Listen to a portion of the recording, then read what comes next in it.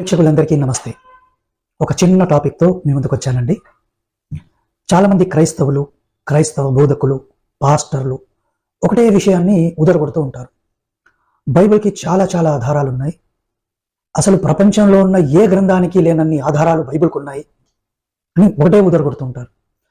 మనం బైబిల్ మీద ప్రశ్న వేసామనుకోండి, అంటే ఒకవేళ యేసు లేడు ఇట్లా అని ప్రశ్నలు వేస్తే, మీ కృష్ణుడి టైం చెప్పండి, రాముడి టైం చెప్పండి, వాళ్ళు ఎప్పుడు పుట్టారో బర్త్డేలు చెప్పండి, రకరకాలుగా కామెంట్లు వేస్తూ ఉంటారు. ఇది ఒక బ్యాచ్. ఇక ఇంకో బ్యాచ్ ఎలా ఉంటుంది అంటే, భాస్కర్ రాజుకి బైబిల్ అర్థం కాలేదు, పోయి బైబిల్ చదివితే తెలుస్తుంది. పోనీ సలహాలు ఇచ్చేవాడు వాడన్నా కొంచెం చదువుతాడా బైబిల్ అంటే, వాడు చదివినోడే కాదు. ఆ పాస్టర్లు అంటే బైబిల్ యూనివర్సిటీ ఉంది కదా, వాట్సాప్ యూనివర్సిటీ లాగా ఒక బైబిల్ యూనివర్సిటీ అని ఉంటుంది. అట్లాగే ఇంకోటి పీటు వాళ్ళు మద్రాసా యూనివర్సిటీ అని ఒకటి ఉంటుందండి. సో దాంట్లో ఇక్కడ పాస్టర్లు చెప్పింది వీడు నమ్ముతాడు, అక్కడ ముల్లాలు చెప్పింది వీళ్ళు నమ్ముతారు. నమ్మేసి మాకు ఆధారాలు ఉన్నాయంటాడు. వీడు సొంతంగా చదివాడంటే అసలు బైబిల్ని తిప్పినోడే కాదు, దాన్ని చూడడం అంటే చంకలో పెట్టుకుంటారు కానీ ఇప్పుడు తీసి చదవరు. అలాంటి క్యాండిడేట్ అన్నమాట. సో ఇది రెండో రకం. ఇక మూడో రకం ఏంటంటే, ఏదో పై పైన చదువుతారు. చదివేసి వాళ్ళకి ఎంత అర్థమవుతుందో తెలియదు మరి. ఎందుకంటే నేను చెప్తాను కదా, జనరల్గా బైబిల్ని గుడ్డిగా నమ్మేవాడు క్రైస్తవుడు, అర్థం చేసుకున్నాడు ఎక్స్ క్రిస్టియన్ అవుతాడు అని. సో అలా పైపైన చదువుతారు. సో మనం ఈరోజు ఏం చేద్దామంటే, అసలు బైబిల్కి అంటే పాత నిబంధనకి ఆధారం ఉందా, దాంట్లో ఏం చేద్దామంటే ఒక క్యారెక్టర్ని తీసుకుందాం. మోషే అంటారు. మోషే అనేవాడు ఉంటే కనుక ఖచ్చితంగా మనకు ప్రూఫ్ ఏదో దొరకాలి. మోషే ఉన్నాడండి చరిత్రలో అని టైం ఏదో చెప్పాలి వీళ్ళు. కానీ మనం గట్టిగా అడిగామనుకోండి, ఒకరు 1600 అంటాడు, ఒకరు 1500 అంటారు, ఒకరు 1200 అంటాడు, ఇంకోడు 2000కి వెళ్ళిపోతాడు, అంటే బిఫోర్ కామన్ ఎరా. ఒక్కొక్కరు ఒక మాట చెప్తాడు, ఒక్కోసారి ఒకటే మనిషి 4 చెప్తాడు. సో ఇలా ఉంటుందన్నమాట. సరే, మరి నిజంగానే బైబిల్లో ఉన్న ఈ మోషే అనే క్యారెక్టర్ ఉంటే ఆధారం ఏదో దొరకాలి కదా. సో ఏమన్నా ఆధారం ఉందా అని మనం తెలుసుకుందాం. సో సరే, ఇప్పుడు జీవిష్ లిటరేచర్ ఏమంటుంది అది ఒకటి చూద్దాము. ఎందుకంటే జీవిష్ లిటరేచర్ ప్రకారం కనుక మనం తీసుకుంటే వాళ్ళు ఒక టైం లైన్ ఇస్తారు. ఎందుకంటే ఇప్పుడు మోషే ఉండడం ఎందుకు ముఖ్యం అని ఫస్ట్ తెలుసుకోవాలి. ఎందుకంటే ఈ పంచకాండాలు ఏదైతే ఆదికాండం, నిర్గమ, సంఖ్య, లెవి, ద్వితీయోపదేశం, ఈ 5 రాసింది మోషేనే. రాసింది అంటారు. ఇక్కడ ఇంకో ప్రాబ్లం వస్తుంది. సరే, మోషే రాస్తే ఏ లిపిలో రాశాడు, ఏ భాషలో రాశాడు, అది కూడా మనకు తెలియాలి. ఎందుకంటే ఒకవేళ 12వ శతాబ్దం 13వ శతాబ్దంలోనే మోషే ఉన్నాడు అనుకుందాం, అప్పుడు హీబ్రూ భాషనే లేదు. భాష లేదు, లిపి సంగతి పక్కన పెట్టేద్దాం, భాషనే లేదు. సో భాషనే లేకపోతే ఏ భాషలో చెప్పాడు, ఏ లిపిలో రాశాడు, ఇది మనకు డౌట్ వస్తుంది. సో ప్రాబ్లం అంతా ఏంటంటే, బైబిల్ ఆధారం అంటే బైబిల్లో చెప్పబడిన ఈ మోషేకి ఆధారం మనకు కనపడదు. ఇన్ఫ్యాక్ట్ డాక్టర్ గ్యాడ్ బర్నియా అనేట ఆయన వీడియో ఈ మధ్యలో చూశాను. ఈయన యూదుడు అనుకుంటా, రీసెర్చ్ స్కాలర్, హిస్టోరియన్. ఈయన చెప్పేది ఏంటంటే, 4వ శతాబ్దం వరకు కూడా మోషే అనే పేరు చరిత్రకమైన రికార్డ్స్లో కనపడదు. అంతకుముందు ఎక్కడ మోషే అనే పేరే లేదన్నమాట, చరిత్రలో లేదు. మరి 4వ శతాబ్దంలోనే మోషే పేరు కనపడుతుంటే 12, 13 బిఫోర్ కామన్ ఎరాలో మోషే ఎలా వచ్చాడు? పోనీ వచ్చాడు పో, హీబ్రూ భాషనే లేదు. పోనీ అరామిక్ అనుకుందాం, అరామిక్ లేదు. మరి ఏ భాషలో చెప్పాడు, ఏ భాషలో రాశాడు బైబిల్ని? సో టోటల్ 0 అయిపోతుంది. సో మరి జివిష్ సోర్సెస్ ప్రకారం మోషే ఎప్పటివాడు, ఇది మనం చూసుకుందాం. సో రబ్బానిక్ జుడాయిజం ప్రకారం మోషే 1391 నుంచి 1271 BCE అంటే బిఫోర్ కామన్ ఎరాలో ఉన్నాడు అని చెప్తారు. జెరోమ్ అనే ఆయన ఏమంటున్నాడు అంటే 1592 బిఫోర్ కామన్ ఎరా అంటున్నాడు. జివిషర్ వచ్చి 1571 కామన్ ఎరా అంటున్నాడు. ఇది చూడండి ప్రేక్షకులు, ఇంత కన్ఫ్యూజన్ ఉంది. ఒక్కొక్కటి చెప్తారు. నేను చెప్పాను కదా, ఒకటే మనిషి 4 చెప్తాడని.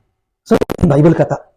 సరే, ఒకవేళ నిజంగానే మోషే అనేవాడు ఉంటే, ఈయన ఫెరోతో ఫైట్ చేశాడుగా, ఫెరో మీద మంత్రానందం తీసుకొని ఎన్నో మ్యాజికల్ గిమ్మికలు చేశాడు కదా. ఈయనను మధ్యలో పెట్టుకొని ఈ యెహోవా అనే యూదుల దేవుడు ఆ 10 వీటిని పంపించాడు కదా, డిసీజెస్ని. మరి ఈజిప్షియన్ రికార్డులో మోషే పేరు ఉండాలిగా. మనం చూస్తే మోషే పేరు ఎక్కడా దొరకదండి. మనకు ఈజిప్షియన్ హిస్టరీ ఏదైతే ఉందో దాంట్లో ఎక్కడా కనపడదు. ఎక్కడంటే ఎక్కడ కనబడదు. ఈవెన్ ఆ ఫెరో కూడా సముద్రంలో మునిగిపోయాడు అంటారు. అక్కడ చెప్పబడిన రామ్సెస్ II అనుకుంటా, ఆయన శవం ఐగుప్తు టూమ్స్ లో ఉంది. మరి సముద్రంలో మునిగిపోతే ఈ క్యాండిడేట్ ఇక్కడికి ఎలా వచ్చాడు? ఎవరన్నా మళ్ళీ తీసుకొచ్చాడా, పెట్టారా? ఇదండి బైబిల్ కన్ఫ్యూషన్. సరే, ఇప్పుడు మోషే ఈ టైంలో ఉన్నాడు అనుకుందాం, ఎందుకంటే అనుకోవడమే, అంత గెస్సే, ఏమీ లేదు ఇక్కడ. సో మరి ఈ మోషే కథ అంతకు ముందే ఉందా అని మనం చూడాలి. సో మనం చూస్తే, నేను ఒక ఇంటర్వ్యూలో క్రైస్తవుని కూడా ఈ మాట అడిగాను, మోషే కథ కాపీ కొట్టుకోబడింది అని.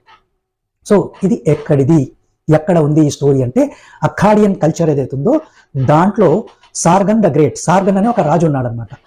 ఆ రాజు కూడా ఇలాగే వాళ్ళ తల్లి ఒక బుట్టలో వేసి నదిలో వదిలేస్తే ఆ పిల్లగాన్ని తీసుకుంటుందన్నమాట ఇంకో రాణి. సో ఇది అక్కాడియన్ కథలో ఉంది. ఈయనను సార్గన్ ద గ్రేట్ అంటారు. ఇదే ఎగ్జాక్ట్లీ సేమ్ కాపీ ఎవరిది? కర్ణుడి స్టోరీ మహాభారతంలో మనకు చాలా స్పష్టంగా కనిపిస్తుంది. సో నాదేంటంటే, మనం టైం లైన్ వేసుకుంటే ఈ అక్కాడియన్ కథ కంటే కర్ణుడు ఇంకా ముందే ఉన్నాడు. కాబట్టి ఈ కర్ణుడి కథనే అక్కాడియన్కి వచ్చింది. అక్కడి నుంచి అక్కాడియన్ నుంచి మోషే కాపీ కొట్టుకున్నారు. సో ఈ అక్కాడియన్ స్టోరీలో ఏముంది అది మనం చూద్దాం.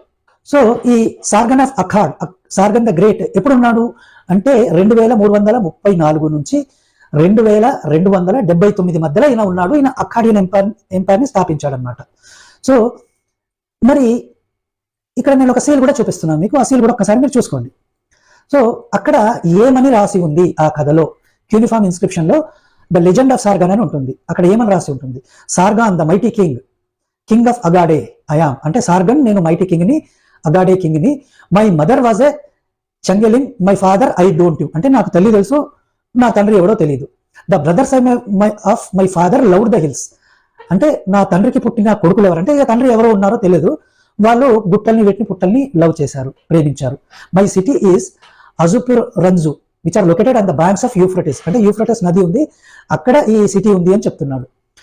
My challenging mother conceived me in secret, అంటే రహస్యంగా నన్ను కన్నది. She bore me, she set me in basket of bushes with bitumen, she sealed the lid, అంటే దాన్ని లిడ్ ని కవర్ చేసేసింది, నన్ను నదిలో వదిలేసింది. సో మీరు చూస్తున్నారు కదా ప్రేక్షకులు, ఎగ్జాక్ట్లీ కర్ణుడి కథ ఎట్లుందో అట్లాగే ఉంటది. ఎందుకంటే ఈ కుంతీదేవికి కుంతి ఏం చేసింది అంటే సూర్య భగవాను ప్రార్థించింది. సో సూర్య భగవానుడు వరం ప్రకారం కుంతికి ఇచ్చాడు కొడుకుని, కర్ణుడిని. సో ఈయనకైతే తల్లి తెలియదు, తండ్రి కూడా తెలియదు, ఈయన తల్లి కూడా తెలియదు, కుంతి అని తెలియదు. సో ఈ స్టోరీ నుంచే సార్గన్ ఆఫ్ అఖాడ్ వచ్చింది. దాని నుంచి మోషే స్టోరీని లిటరల్లీ కాపీ కొట్టుకున్నారు. అఫ్కోర్స్ ఇదే కాదు, ఇంకా చాలా పాత కథల నుంచే మోషే స్టోరీని కాపీ కొట్టుకున్నారు. ఎందుకంటే ఆ ప్రాంతంలో ఉన్న అనేక కథల్ని యూదులు విని ఉన్నారు, వాళ్ళు కాపీ కొట్టుకున్నారు. సో వీళ్ళేమంటారంటే లేదండి ఆర్కియలాజికల్ ఆధారాలు ఉన్నాయి అని ఒక ఆధారం చూపెడతారు. దాన్ని మెర్నెఫ్టా స్టీల్ అంటారు. ఈ మెర్నెఫ్టా స్టీల్ ఏంటంటే గ్రాఫైట్ ఇన్స్క్రిప్షన్, ఇది హైరోగ్లిఫిక్స్ లో ఉంటుంది. ఇది ఈజిప్ట్ లో దొరికిందనమాట. సో దీంట్లో ఏంటంటే ఇజ్రాయెల్, కెనాన్ ఏవైతే ఉన్నాయో వీటిని ఐగుప్తులు కాంకర్ చేసుకున్నారు, అంటే ఆక్రమించుకున్న సందర్భం కనిపిస్తుంది. ఇక్కడ ఒకటే పదం ఉంటుంది, ఇజ్రాయెల్ అనే పదం ఉంటుంది. ఈ ఇజ్రాయెల్ కి సంబంధించిన సంతతిని చెదరగొట్టాము అని ఉంటుంది.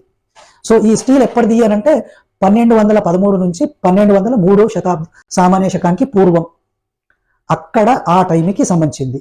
దీన్ని ఫెరో మెర్నెప్టా అనే ఆయన, ఎందుకంటే ఆయన పేరు మీదనే ఇది మెర్నెప్టా స్టీల్ అంటారు, ఆయన పేరు మీదనే ఇది సృజించబడింది.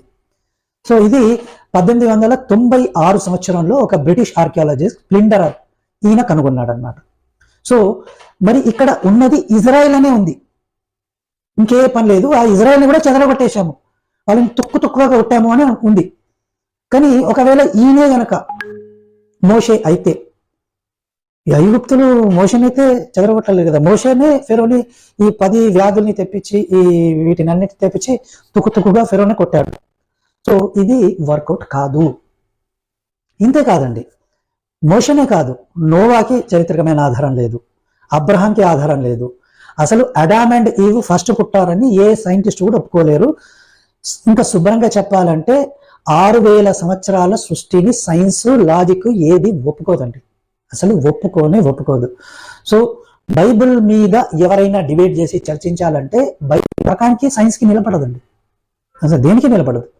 కాబట్టి మనం చూస్తే ఏ పాస్టర్ కూడా డిబేట్కి రాడు, వచ్చి ఏదో సొల్లు కబుర్లు చెప్పి మనల్ని నమ్మించడానికి ప్రయత్నం చేస్తాడు. కానీ ఎక్కడా కూడా మనకు ఆధారం దొరకదండి. సో అది నేను చెప్పాలనుకున్నాను.